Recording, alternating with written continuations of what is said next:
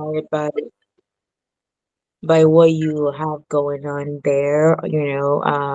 I definitely related with you more being in the same background as pharmacists and all that stuff. And then, of course, branching into real estate as well. And you being like super successful with what you're doing there, in the real estate space. So, what really inspired you into going into real estate from pharmacy? Yeah, great question, Rashida, or Dr. Rashida. Excuse Oh, me. it's okay. Oh, calm on there. We're colleagues. I know. I used to do that to doctors when they pissed me off. Yeah. It's Dr. Nguyen. No, just kidding. Yeah, so actually what inspired me was I grew up middle class. Fortunate, I'd say middle class, upper middle class in California Bay Area. Not sure if you're familiar with that area. But it's kind of where the tech bubble or all the tech companies are. And Mhm. at the time, I was fortunate to go to University Pacific. It was a 5-year program, so Nice. 2 years undergrad and then 3 years of graduate school. Oh, So wow. I was out of high school, right? And I just thought when I was 18, like, wow, in 5 years I could become a pharmacist and then basically make over 100,000, right? That's kind of the average income. And at the Mhm. time, like when you're 18, 19, that seems like a lot of money, right? I mean, it's Mhm. like, wow, if you make 600 or $100,000 plus, you're set. So, once I graduated about 2013. I graduated pretty young, 5 years out of high school, right? And Yeah. then on my first job, I remember I was at Walgreens, and if you don't like do residency or try to go to hospital, your default is retail usually, right? Mhm. So for me, I just kind of went through school. I was really young. And then, I went to retail and I was a graduate intern at Walgreens, and, I was working there, and, the training manager that was training me, like, it was such like, how to describe it. It was like very like toxic environment. It was like very like hazy. They're almost like hazing me. It was really weird. I was Mhm. really thrown off, and, just being really young, I think I was hazed. I think the manager, she kind of ruled with like fear, unfortunately, you know. Mm. And then when she wasn't there, the technicians were kind of bullying me because, as a grad intern, we make half pharmacist salary, so we're still making more than them. Right. And then I think because they were being bullied by the head person, they would take it out on me, right? I'm the newest, lowest, youngest person there. Oh. So actually ended up, when I got licensed, I ended up getting let go. Oh, Uh, wow. What? yeah, like it was like really bad training.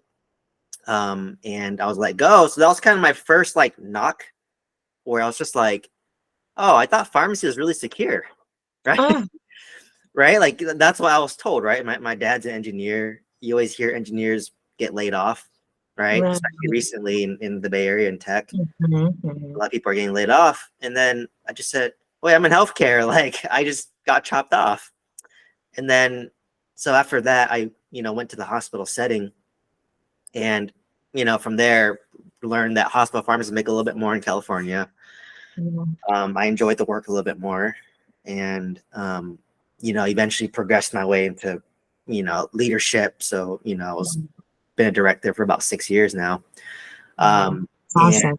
yeah, so I kind of like fast tracked my way. I fast tracked pharmacy, and then I fast Mhm. tracked basically to director. That's basically the highest you can kind of go, right? Right. And still relatively pretty young. It just kind of felt like, okay, well, I kind of hit the top, and pharmacy doesn't really change. Mhm. Like I'm not sure Mhm. what setting. Are you hospital or retail or independent or Oh, pharma? I'm completely out of the pharmacy space, but Where do you I work? yeah, I did retail for a little, just for a few months. I was a technician and intern for the really longest time there, and then I was gonna go work for Target, because Target, I got my training from Target being a technician and stuff. So, but of course, Target got bought out by CVS. So I didn't want to do that route, and I did medication therapy management. Okay. um, for the first 3 years, and then I went into hospice. So hospice pharmacy closed door. It's more of like dispensing of Yeah. the comfort meds and all that stuff. We never really saw the patient, so being closed door, it's probably just consulting with the nurses and the doctors over the phone. So that was pretty cool. And that's when, with the full time when I had there, that's where I was laid off at, Hmm. um, unexpectedly. And then, I went on to another one part-time.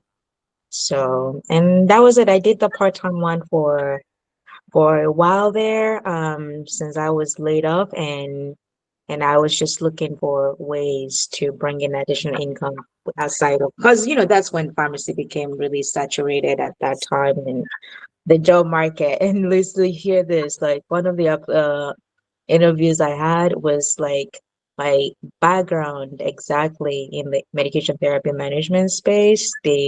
We had great rapport, the interviewer and I, and of course they asked me if I had a job, and I said I had a part-time job at the time, but I was willing to let go of the part-time one for a full-time position. I just haven't found something that really fit my need at the time.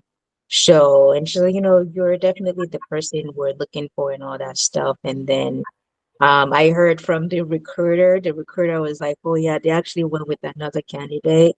It wasn't because of you, it was more of the fact that they said you had the part-time job and they were concerned it was gonna kind of interfere with your job. And they went with the candidate, even though they didn't have as much experience as you did, but they were fully open. And I'm like, are you kidding me? Like, what was the point of me looking for a full-time position? Like, I wanted to leave that part-time. Yeah, I mean, it's not interfering with my job in any way. So why would you say because of that, that's why you wouldn't offer me the position?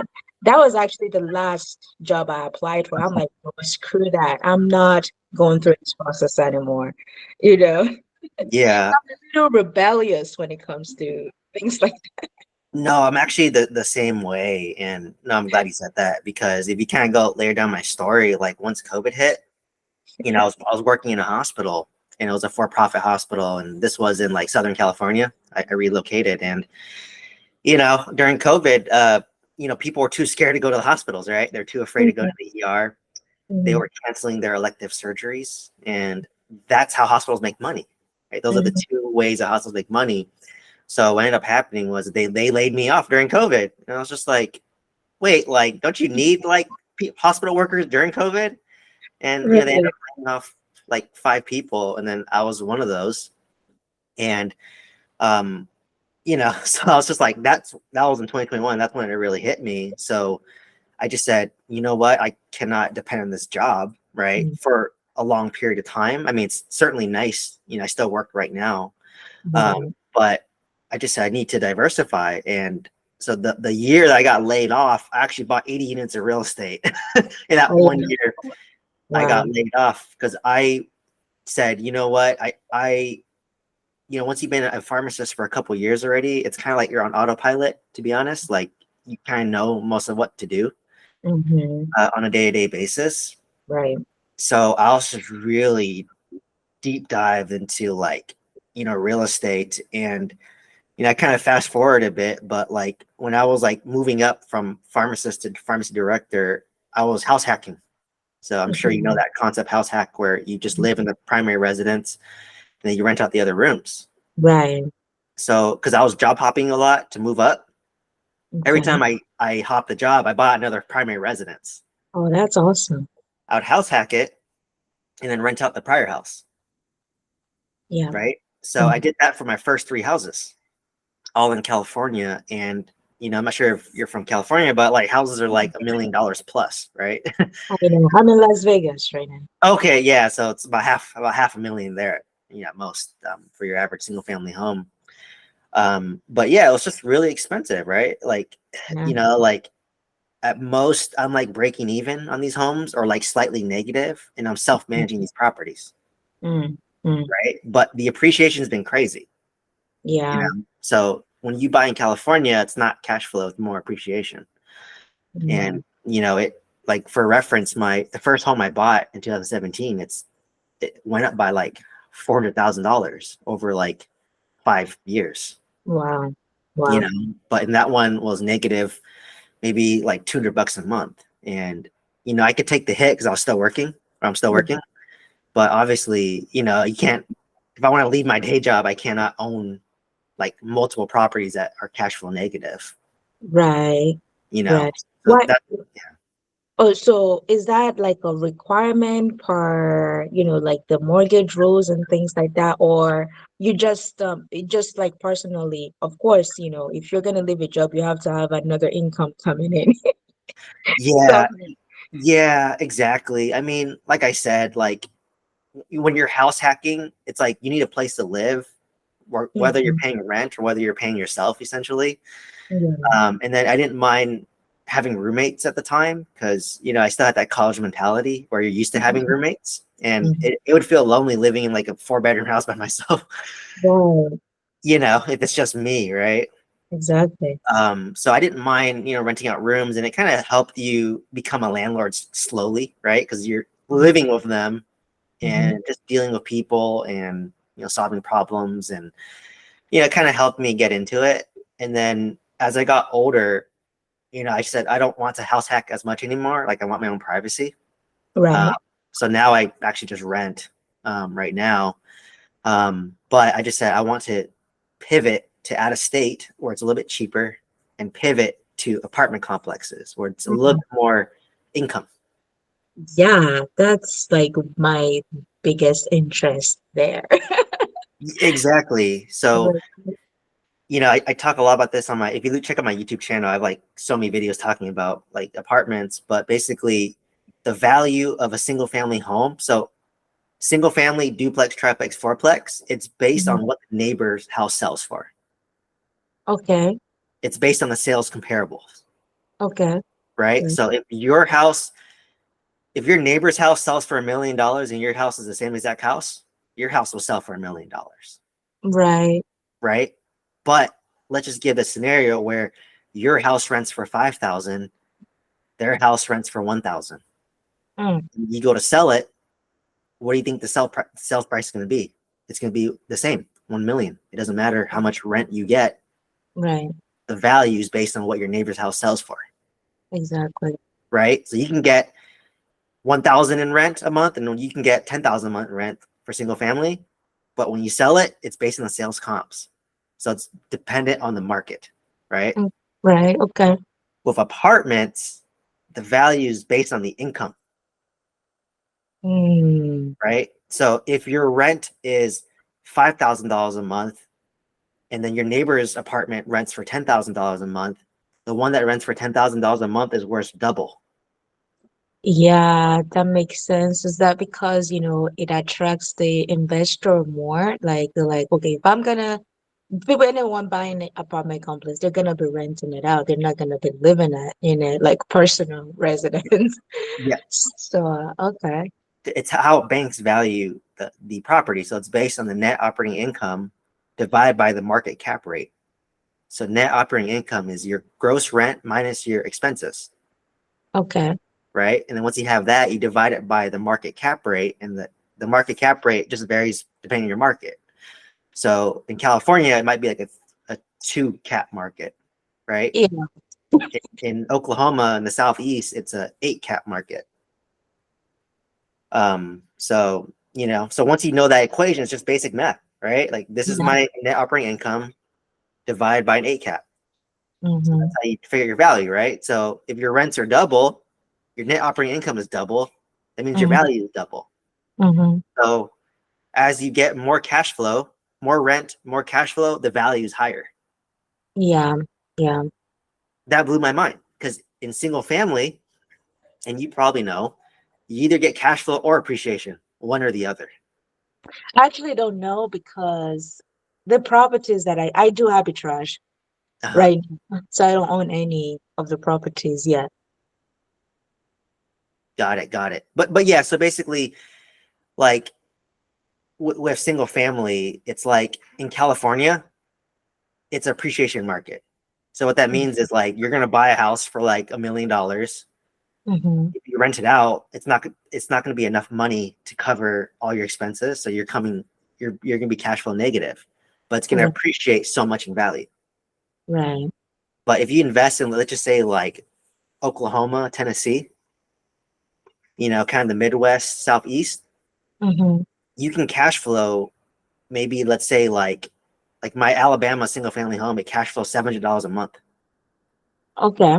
which is good, but the appreciation is very little. Yeah. It's very flat, right? So in single family, you have to kind of pick between the two. Like usually, if you want to replace your W-2, you want to Mhm. focus a little bit more on a little bit cash flow Right. initially. If you don't mind working your W-2 like me and for a while, then you can kind of focus on appreciation, right? Right. So what I could do is I can sell my single family homes in California, take that appreciation and go buy an apartment complex out of state. Right. And Was that that will, what you did? no, that's what I want to do that later down the road. Maybe not now. Oh, okay. But basically for me, how I scaled was I had single family homes that had a lot of equity. I did a cash out refinance when interest God. was very low. During COVID when interest rates were like below 3%. Yeah. Yeah, I did a cash out refinance. I pulled out a lot of equity and I basically took that money from my single family homes and I bought apartment complexes in Oklahoma. Yeah. Oh, Um, they're all in Oklahoma? yeah, so I have two in Oklahoma and one in Alabama. Oh, okay. Okay. So, um, and then what's even more crazy is I just said that the average single family home in California is $1 million. Mm-hmm. I bought a 26 unit apartment complex in Oklahoma for $500,000. And let me see. How many 26 units you say? Yeah, for 500,000. And what's I'm sure you're cash flowing positive there, right? Yeah, so I mean, like, so for context, the owner was charging around $350 in rent Oh, really? per unit, but so it was on average, it was about, I mean, it actually made 400 on average. Um, but if I do renovations, I can get $700 a month in rent, Okay. right? So Wow. that's what I'm Rent doing right is now. that rent is that low out there? Yes, believe it or not, it's like this, but this is like work class, your typical blue collar workforce housing, I right? see. But yeah, believe it or not, in Oklahoma, like a nicely renovated apartment, like kind of the one like I'm sitting in right now, it's like $700 a month. Oh, yeah. So it's more affordable housing, right? So you can have people who work at Walmart, they can afford it, you know. Yeah. Wow. So I just said that like I wanted more doors because if one tenant leaves, I still have 25 other tenants paying me, Mm-hmm. Mm-hmm. if that makes sense. Versus a single Yeah, family home, if someone's in there, you're getting paid. But if it's vacant, you get zero. that's right. So to me, that's why I liked multifamily because I'm like, I'm renovating these units, and as I renovate these units, I'm still getting rent from the other units. Mm-hmm. Mm-hmm. Versus a single family home, you renovate single family home, you get zero rent until it's done. Exactly. So I just thought like, so I bought it. Initially the cash on cash was great, right? It's like I think I was getting 10% cash on cash return, but when you take over an apartment complex, what always happens is people start to leave when a new Right. owner takes over because they know that, oh, this guy's going to come in, he's going to raise the rents, he's going to do all this stuff, right? That's typical, Mm-hmm. right?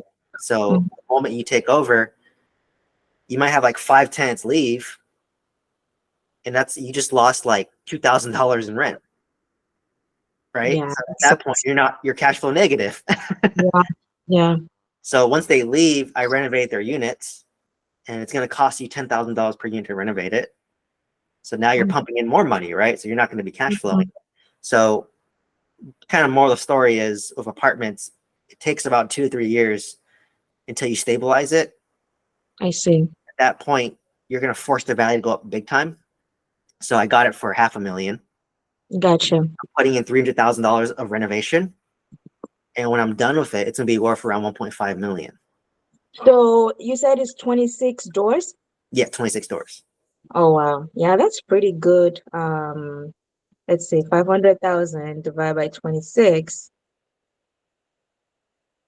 So that's like 19,000 per door. Yeah. A little So over 19,000. so it's 19,000 per door. I'm putting in, so let's just call it 20,000 for Mm-hmm. simplicity.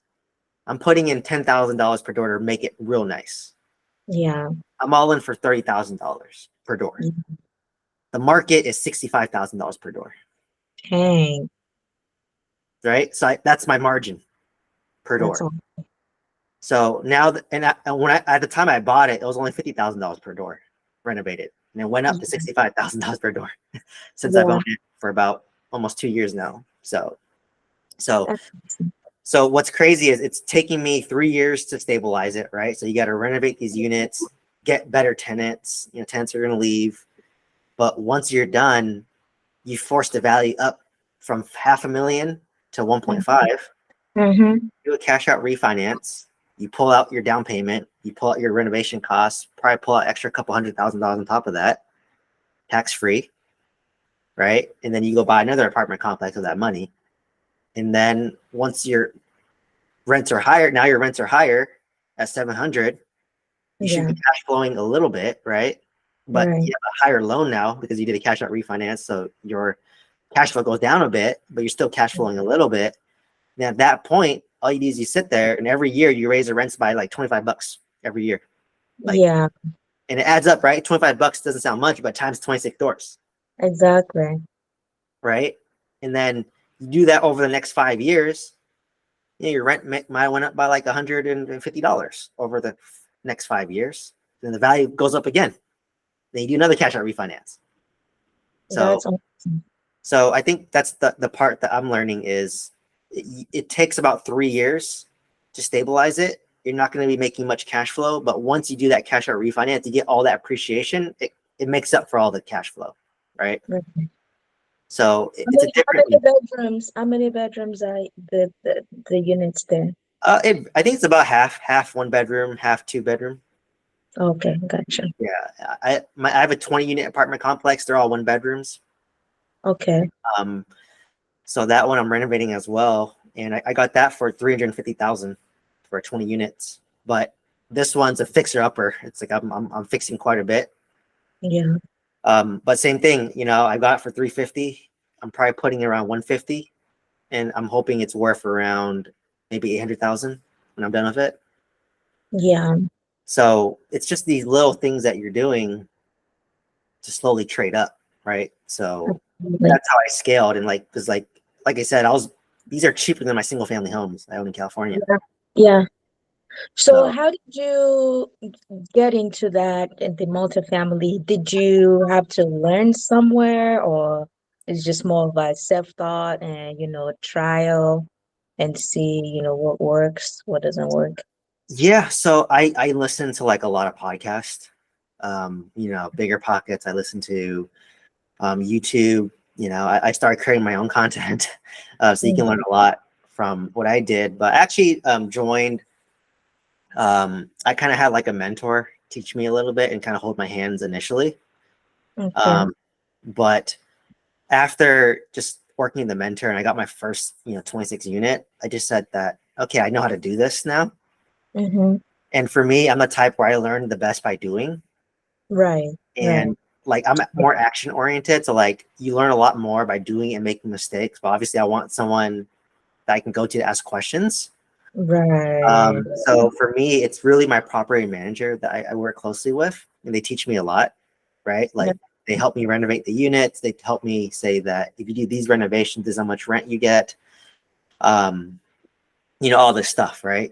Mm-hmm. So I just basically compiled it, and because I was listening to a lot of podcasts, and you know, I'm not sure if you listen to like Bigger Pockets or any podcast, but they they kind of talk more high level, but they don't talk about the actual like step by step details and they kind of paint more of a rosy picture is what I call it.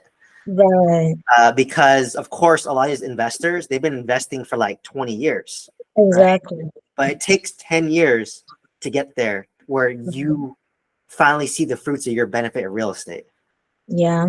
Yeah. right? So while I own 90 units, it's impressive. But I'm only in year like 6 of 10. Right. So I'm still in the dirt grinding every day and it's stressful, right? I'm working hard. Like I'm working a full-time job, plus I'm managing 90 units in real estate, which is already a full-time job in itself, That's insane. right? So I owned 90 units and I feel very poor, I'll be honest, because I'm spending money renovating units. Yeah, it's just temporarily, you know. Exactly. But They like were as you good, mentioned, they were good investment, you know. yeah, It's just it takes time just like anything. yeah, Um, but you know, you're doing amazing still compared exactly. to But the anybody thing else. is, on the podcast, no one will ever say that. That's how Yeah. truthful I am. I say that it's gonna suck, Hmm. but at the end, when you're done, it's the best decision you probably ever made, right? Right.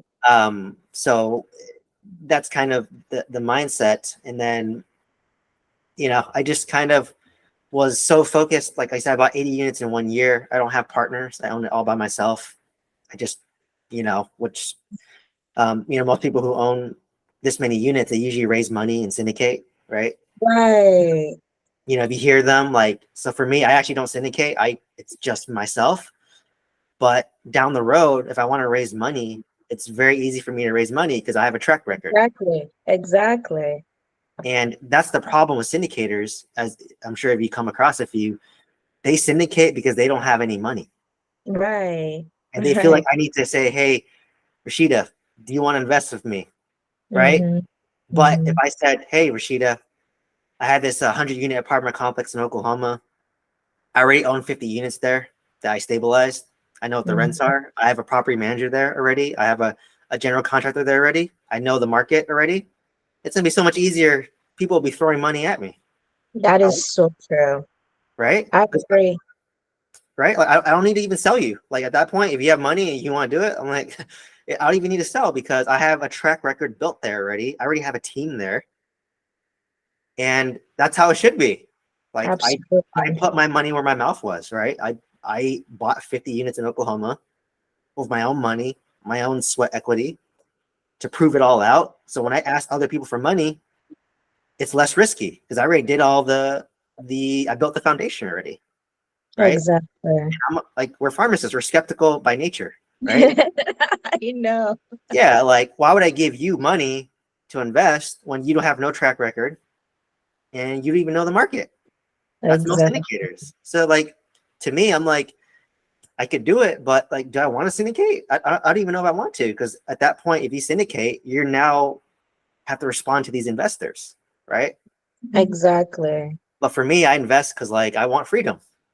And then it's stressful because you're like, oh, you don't want to let these people down. Yeah, like okay, like imagine if you lost your own money versus maybe you raised money from your family or friends, Yeah.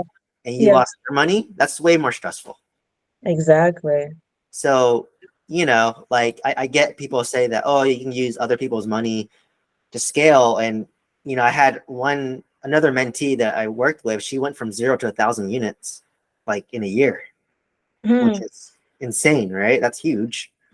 But syndicators, they own like 5% of those units, right? Because they split up the equity. Right. Right. So 5% of 1,000 is like 50 units, Exactly. and they get paid based off the fees.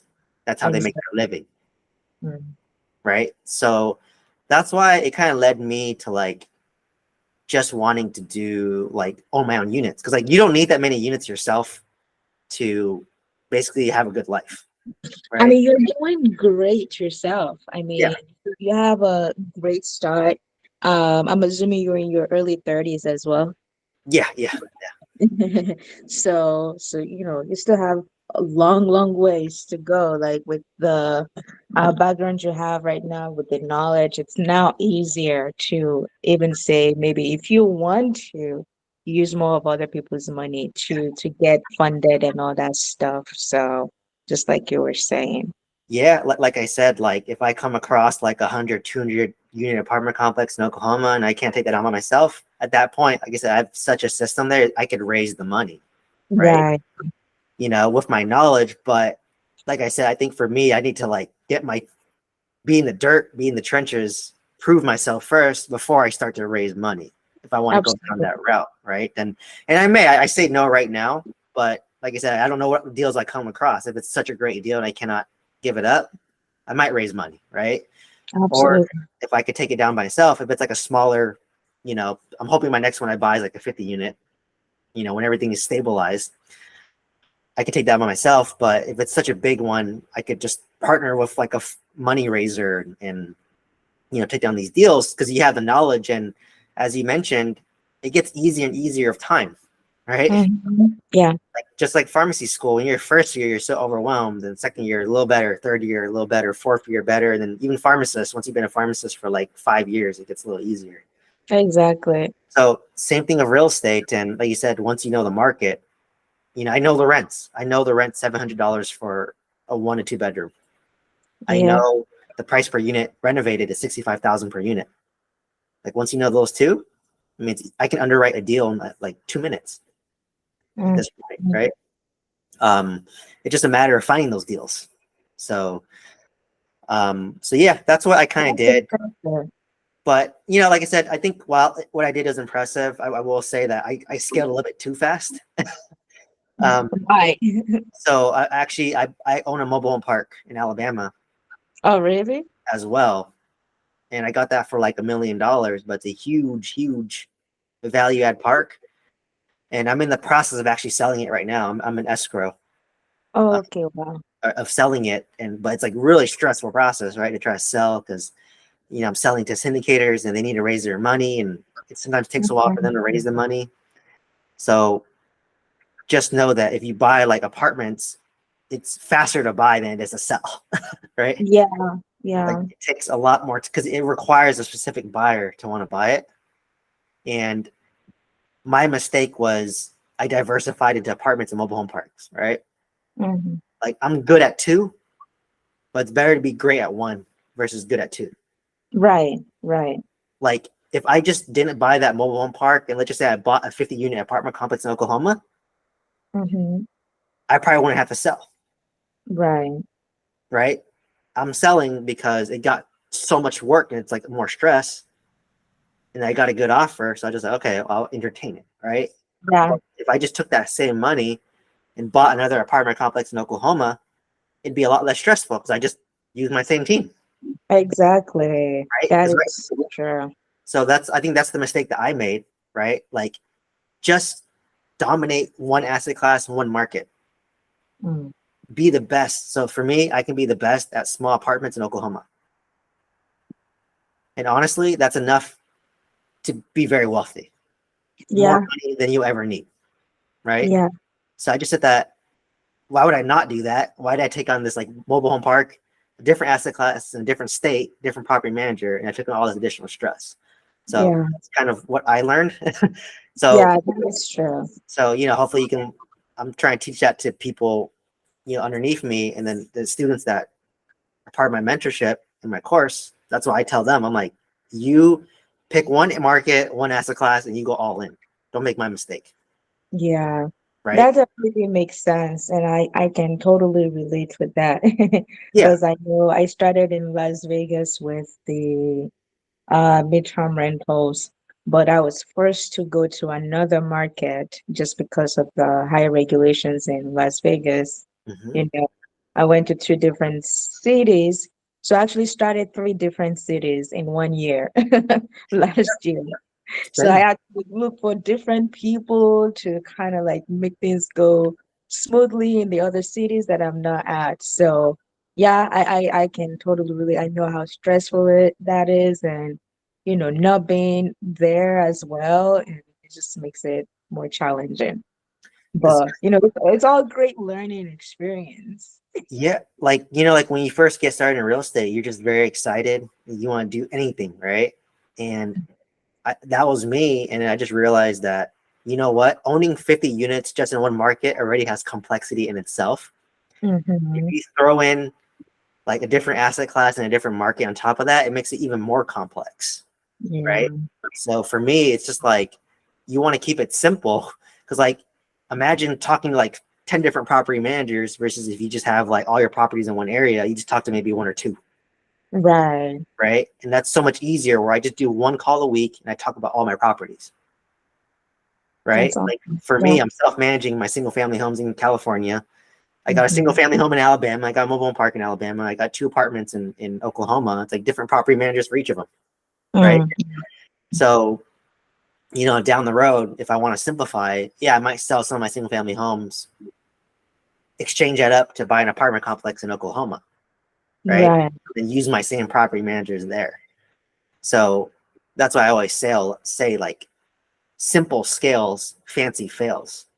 That's kind of Mm. like my motto. Like, so because I see a lot of investors and you see them too, like, oh yeah, I own like, five single family homes in five different markets and I got mobile home parks, self storage, short term rental, midterm rental, long term rental. I'm just like, oh my God, I would hate your life.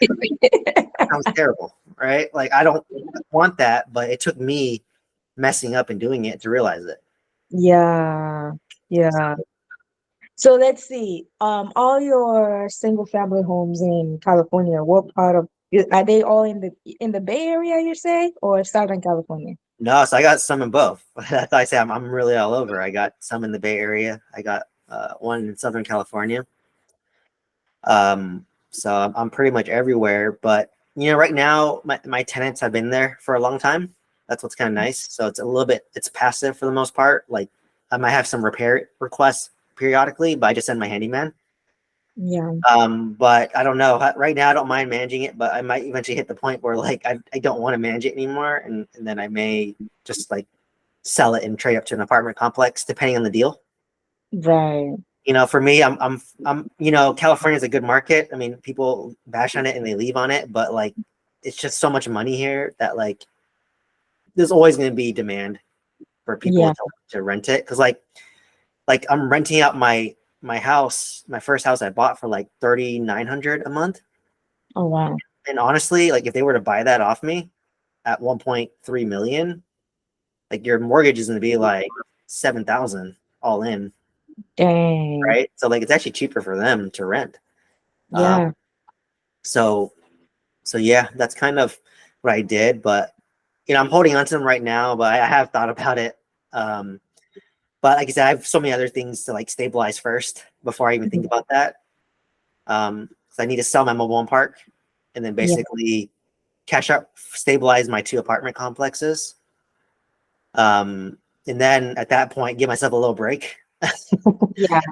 And then at that point, I'll have money, and then I can just look to start finding deals again. And if I find a good deal, then I may consider selling one of them, the single family homes, and Yeah. trade out. You know, Gotcha. So what do you intend when you sell the mobile home park, what do you intend doing with the fund? Are you putting it into another property right now, or are you just gonna hold on to it? no.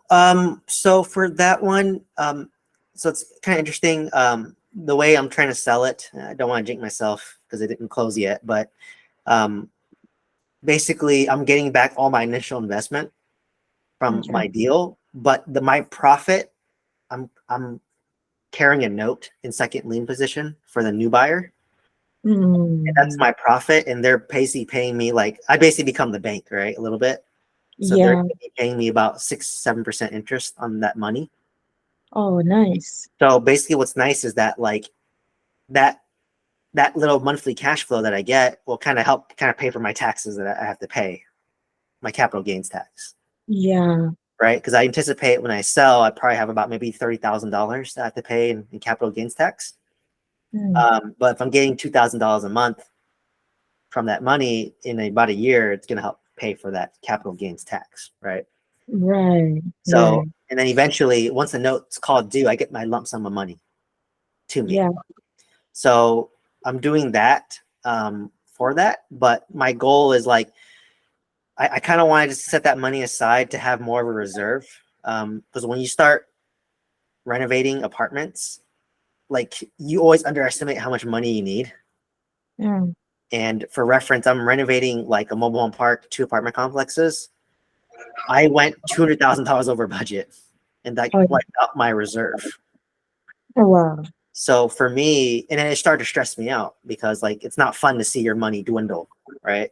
Right. Like psychologically wise, like it doesn't feel good to have your money go down every month, right? That's why I told you I feel like I'm really poor because every Mhm. month I see my bank account go to like real low, right?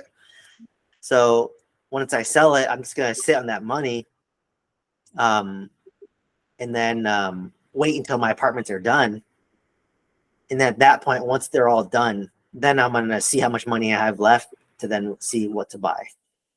You know, Okay. Sure. so that's why I kind of tell my students and my mentees is like it's okay to scale slowly. Yeah. People are so fixated on like fast, fast, fast, right? You listen to podcasts, like, oh, I went from 0 to 100 units in like 2 years. That was me, right? I went from like I bought 80 units in like 8 months, I think. Yeah. Right? I'm that story, but like, what's the rush, right? Like, we're in our mid 30s.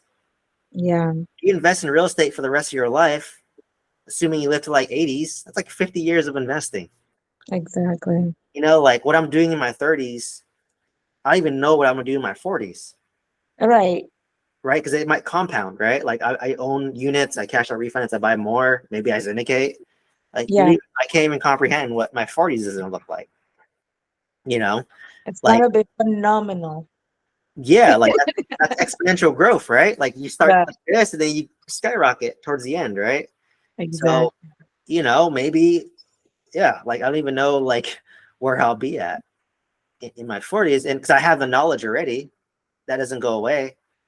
So it's just a matter of like, so that's what I realized. I'm like, I went so fast and you're just so caught up in the moment scaling. And then a year later, like I haven't bought a property in like about a year now. I'm like, geez, I regret buying so much because now I'm feeling the stress, a year later. Right. Wow. And so, if I was smarter, I probably would have just not bought the mobile home park and then just sit on what I currently have and still be very good with 50 units. Like no one's going to say anything when you own 50 units. So Right. that's kind of one, mistake that I made and regret. But, you know, relatively speaking, I hope to look back in 10 years and it's a minor issue. Right. Yes. We live, we learn. And it's Yes. good that you're learning early. Exactly. That's what I said, and believe me, I had every shiny object syndrome possible. Like I opened my own little pharmacy. I was like, You nope, did. don't want to do that. That was stupid. Lost some Ah, money there. I tried opening like an Amazon store to sell online stuff. I lost money on that too. That was stupid. I just said, you know what? All I'm good at is apartment complexes and mhm. pharmacy because I'm a Yeah. pharmacy director. I coach like I have 40 pharmacists like report to me. Okay. Okay. So I'm very naturally coaching and Yeah. mentoring. So that really seamlessly translated into like what I'm doing now is like social media and then like I'm doing like mentorship and coaching for real Yeah. estate investors. So, because like at this point I can't buy any more real estate. So I'm just trying to that's why I've been more on social media and trying to like teach people now. Um, Gotcha. you know, just to give back and be more realistic about expectations about Right. buying real estate because when people talk on podcasts, they give you only the good view of what it looks like. And why they're giving you the good views because they're syndicators, right? They want to raise money from you. So of course Yeah. they're going to tell you the good stuff, right? Exactly. But I'm a pharmacist. I want to know the all bad stuff. What's Exactly. going to fail, right? So for me, I'll tell you what's going to fail. Yep. Like my first mentee, she bought a 35 unit apartment complex in Mississippi, and I underwrote the deal with her, right? And I actually underwrote it live in one of my videos. You can actually check it out. Oh Um, yeah. and cash on cash return was amazing. It was 12% cash on cash return, right? That's great. But I just said the moment you take over, I guarantee you're gonna have like 5 to 7 people leave. Yeah. Wow. And she took over, and guess what happened? They left. Mhm. 5 to 7 people left, Mm. right? And then she was just like, "Well, we had reserves." And I just said that, well, whatever reserves you think you have, it's probably not enough. Mm. And guess what happened? To run out of money, huh? Yeah, yeah. So you know, like that's why I'm very realistic about it, and you know, and that's why I try to share my journey and my story so people know what they're getting themselves into. So, what would you say, like, reasonably, if anyone want to get into it, like, how many units should they shoot for, as like their very first one? Um, And like, how much should they have in reserve, like, to take care of, emergencies happening like that? yeah. So for me, on top of my money reserve, I have a bunch of lines of credits. Right. So that's my emergency. So that's why I mean, like I'm dipping into my lines of credits, which makes me a little bit uncomfortable. But I basically have a line of credit on my stock portfolio, and then I Mm-hmm. have a personal line of credit through First Republic Bank, which is unsecured. So it's not backed by anything, not backed by real estate, not backed by stocks, right? And on top of that, you can get a HELOC on Mm-hmm. properties on your single family homes, right? I think they're coming back. The HELOCs are coming back for rental properties. Okay. And, so I don't have any of those yet, but I found a credit union that's doing it. I'm thinking about doing it, but I don't want to buy more real estate right now. But so you basically have a money reserve. So actually mine was about 200,000 of cash, but I quickly blew through that with my renovations, unfortunately. Uh, Yeah. and then, so for me, it's really, let's just say you want to buy $1 million apartment complex. Right. You're in the Southeast markets. That's probably going to be maybe 10 to maybe 20 units. Let's just call it. Okay. Um, yeah, but maybe 10 to 30 units, depending on which market. And you're going to need 25% down. So that's $250,000 down right there. Mm-hmm. And then most likely, if you're buying deals like what I'm buying, where you're buying it cheaper and you're Mm-hmm. buying with equity day one, most likely you're going to have to renovate the apartment complex. I see. And it's going to be around $10,000 per unit to renovate, Mm. Mm. right? So there are some loan products where you can kind of tie in your renovation into the loan. Right. So you do 20, let's just say you buy for $500,000, you need $200,000 in renovation. Yeah. You'll do 25% of 1.2 million Yeah. and you get access to that money. But usually those loans have a higher interest rate, right? It's like a hard money loan. Yeah. Yeah. Hard money. Yeah. My So friend actually does that yeah. for real estate investors. So like I used to be against it, which is why I kind of bought the deal of a traditional loan and I funded the renovation myself. But Yeah. I'm doing a hard money loan right now for my 20 unit. And I was like, oh, it's nice that like I don't have to fund the renovation cost, but it's just a pain to like get the draws for your renovation because they have to inspect it. And then Yeah. like, I fixed up the units and then like sometimes you don't get all your money back. That makes sense. That's just Mm. kind of one annoying piece about hard money lenders. But probably moving forward, if I were to do it again, I would probably would want my renovation costs in the loan. Just because I think for me, I like just to sit on a lot of money in my personal account because it helps me sleep at night better. Have And you have you thought of putting in like like something similar to like executive bonus program mhm. where I know a lot of people kind of call it be your own bank, that type of deal. Yeah, So, you're still getting rate of return on it. But then, having that lump sum put in at the beginning, it allows you to be able to take out some of it in form of a loan where they're not charging you like high interest rate on it. And at the same time, you're actually still gaining on what you have in there. Have you ever thought about something like that? yeah, you actually have that. You're referring to like whole life insurance. Uh, Yeah. Well, whole life insurance can be one of them. So the permanent life insurance, cash value insurance program. So different program for each person. So yeah, it's a cash value. Yeah, cash value life insurance. But I mhm. thought you have to lump sum it over the span of like 5 to 7 years. I thought that was the limitation. And that's It depends on how they set it up. Hmm. Okay, so and depending on the person's goal for it. So there are some, if you ended up putting like maybe let's say $100,000 down at the beginning, if you had that. So it gives you access immediately because what they do, they ensure that you are able to maximize your cash value growth on there. Yeah. So that way it gives you earlier access to it. So within the first year. So, and then, of course, they tell you typically, maybe you have like up to 90% of Yeah. the cash value there that you have access to at any given time. So, and it doesn't matter when you utilize it, as long as you have that um, cash value available for you to use. So it's just important that the person who sets it up, set it up right based on your goal, what you want to do with it. Yeah, that's basically it's like leverage, right? Where you're, let's say, Mhm. earning 8%, but you're borrowing at, let's say, 4%. Yeah, So you make that 4% spread, and then you invest that money, and you're earning like 10% somewhere else, right? So exactly. basically, that's like huge arbitrage, and no, I'm totally doing that. I mean, like I said, I have a line of credit against my stock portfolio, and then I guess for my life insurance policy, it'll take around like 5-7 years before it's fully funded.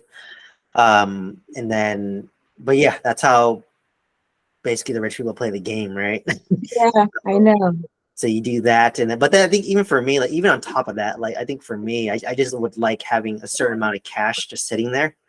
Yeah, Just because, like you said, you when you have something that breaks down, when you own 50, 90 units, something will always break down. Uh, exactly. so just being able to pay for that without being stressed about it or affecting your lifestyle, I think that's great. But also having the backup of like you can pull a loan against like your policy or your stock portfolio on top of that. So I do all the above. Um, so yeah, pretty smart with that. That's awesome. That is awesome. I'm really glad that I'm connected with you. I know there's definitely, a lot that we can learn from each other. And so I am looking forward to the podcast session. So we can start. Is it like gonna be like format like this? Yeah, it's gonna be very similar to this, but probably you talking more than me. Yeah, yeah. And just sharing Uh, your journey. But like I said, I think I'm very open. Like I think people are inspired by any level because sometimes people might see me now and be like, oh, you own 90 units. That's impossible, right? uh-uh. People love hearing the story, It's and the then you can learn. journey. It's the journey. That's why I kind of bring them along on my journey.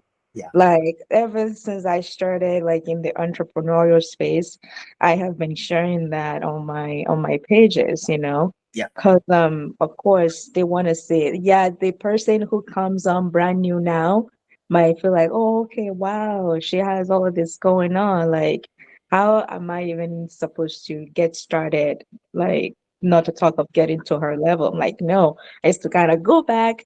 Okay, this is where I began. This is yeah, where I started from. And, it's a gradual process. It's, exactly. But it's, people want the instant gratification nowadays, right? So yeah, it's hard to see. Like, and even me, I'm like, wow, this guy owns like 20 units and he's like retired from his job. I'm like, I own 4 times as many units as him, but I'm still working and grinding every day, right? So it's just hard to hear that sometimes, but you just got to enjoy the journey, as you mentioned. So right. So, I know I wanted to ask you more about your units in Oklahoma, like where they're located at, you know? yeah, so one's in Oklahoma City, which is the main, and then one is in a smaller town called Enid. It's a secondary market. So I sent when I send letters out to get off market deals. I just sent it to all Oklahoma. So it just depends like what the deal is. I mean, I would prefer in Oklahoma City, and I think Okay. Tulsa is the other main city. Those are the two main cities. But like you said, it just depends on what the deal is, and if the deal makes sense and I like it, I'll still buy it. Right? I'm not that picky. Yeah. So yeah, Are all your units rented right now? right now I'm renovating a lot of them. Okay. So I think I renovated about half my units between my 50 units. I renovated 25. Nice. Um, so sometimes people move in from the older unit to the newer unit, and then I then renovate the older unit, and then rent that one out. So it's just like a very long process, but Gosh, about halfway there, you know. gotcha. Nice, nice. Because I wanted to see if it's in a really good location. I don't know if you would be open to actually kind of working with me there, if you don't mind, like maybe like a midterm rental, like Oh, yeah, midterm rental there. like Maybe create a midterm couple rentals there. yeah. Yeah, potentially. I mean, I don't. I only own apartments there, but the area, basically, I rely on my property manager to tell me the areas there. Um, I don't think they do midterm rentals there, or they don't do midterm property manager for midterm rentals. But yeah, potentially. I mean, I think right now I'm just trying to get rid of my parks and stabilize my apartments. So I haven't been really involved as much, but I know the market pretty well. One of my mentees, he's actually looking in Oklahoma right now uh, Yeah. to Nice. find apartments there. But yeah, Yeah, so if you can maybe send me give me the address, the main address of them, I can look in the area. I might be interested in kind of like maybe getting a couple of units there if it works, and yeah, to to it's so mine's in the city of Bethany. It's actually a little small sub pocket of Oklahoma, but that area is pretty decent. So if you just Google Maps Bethany, okay. Oklahoma, and then you just can see the area. Most of those areas, it's pretty decent. That's why I chose that market actually, and I've had a lot of interest in renting it out, and it's near a Okay. hospital. So Oh, it is. Okay. yeah, it's near a hospital, so that it would do well for the midterm rentals. Yeah, Yeah. Okay. Yeah, I wouldn't mind. We can talk about that some other time for sure. yeah, So, but and then we can do the recording for the podcast maybe same time next week, Saturday. yeah. Let me double check my schedule before, and Okay. I'll confirm with you. But if That not, sounds we'll definitely get some time in. all right. Excellent. Excellent. All Thank you right, so much. thank you so It's much, and nice talking with you. I'm excited for all you have going on, and I know, yeah, we're definitely gonna be talking some more about all of this real estate deals and stuff. So, because yeah, I'm definitely in the learning process myself. yeah. Like I said, check out my YouTube channel. You'll learn a lot I there. will. If you want more formalized training, I do have a course in mentorship, but I would Okay. only suggest that if you are basically set on buying a small apartment complex. Right. But that one is more like structured lecture based and more Okay. organized. My talking sessions on YouTube, it's a little bit just me talking off the top of my head, so it's not as organized. Yeah. Mhm. That's the only Okay. difference, I would say. So it's really depends on your learning style, and if you're more action oriented, like people who are action oriented, they like the course and the mentorship. But if not, I teach a lot on YouTube. Like I have like 130 videos on YouTube, so Yeah. it's a Yeah. lot. If you don't mind, you can just send me your YouTube page as well. Yeah, And I'll be sure to check it out. yeah. I'll send you my link. It has everything. It has all my socials, and then it has the course too, if you want to see it, um, Perfect. and all that. So, all right, Rashida, thank you so much. Excellent. Thank you, Steven. Uh, have a good weekend. You too. All Thank you right. so Thank you. much. Bye bye. Bye-bye.